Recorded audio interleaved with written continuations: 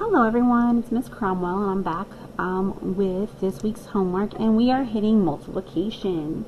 Multiplication's tough, however, we do a lot of different strategies that will help students be able to figure out the multiplication problems.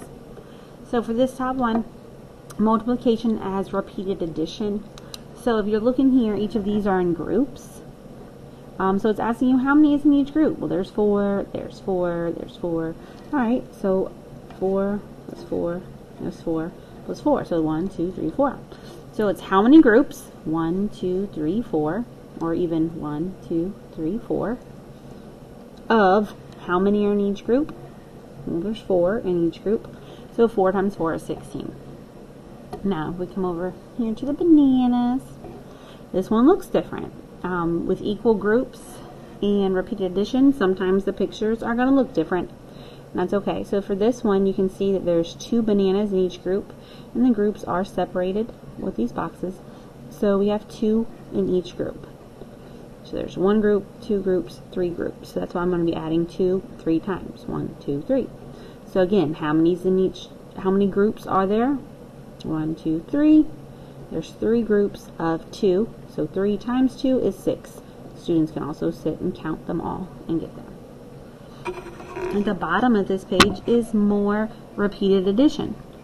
So right here, how many groups of 6 do we have? So we have 1, 2, 3, 4, 5, 6, 7, 8.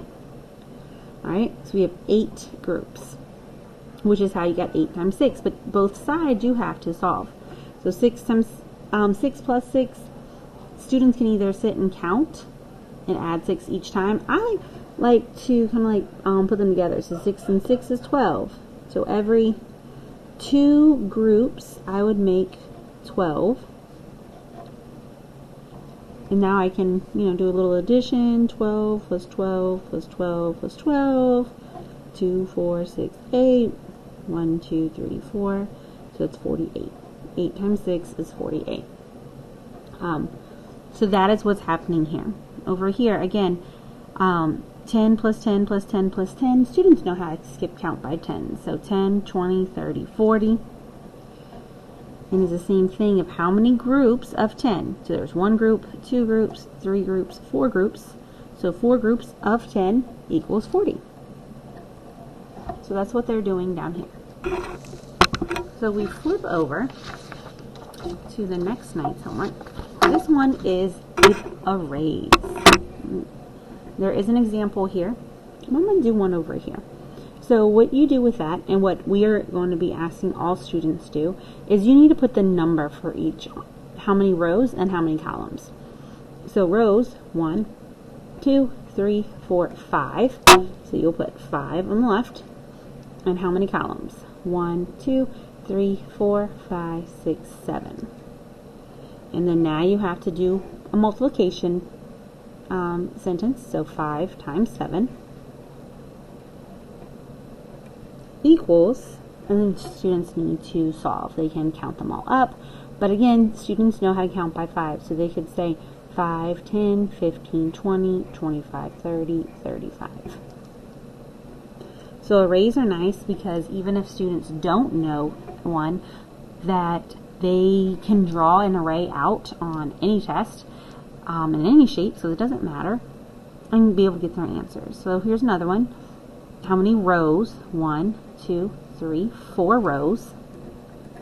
And how many columns?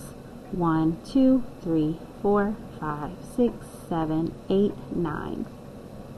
Alright, so my multiplication sentence is going to be 4 times 9. And now I need to figure this out. So students can count by 4s, they can go by 9s. If they don't know, just count each one. I can just going to count by 9s.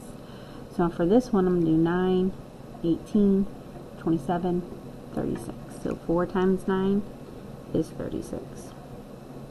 Okay. I'm going to do one more for you guys. Let's do this one right here.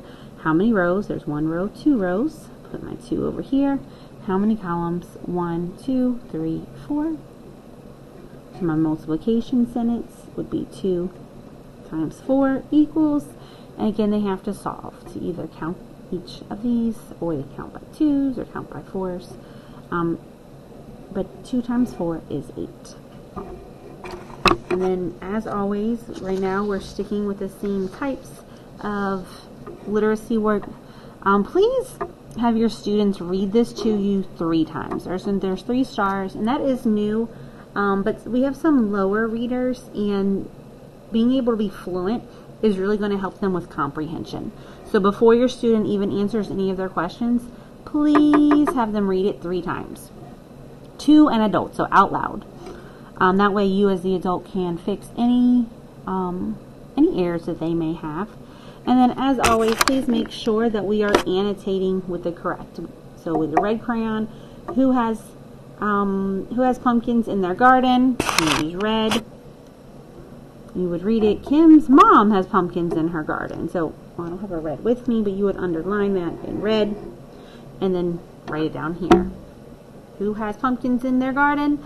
Kim's mom has pumpkins in their garden. So again, these need to be in complete sentences, otherwise we will not take them because we are in 3rd grade. If you have any questions, please reach out to your student's teacher, as we are always here to support. Have a great afternoon.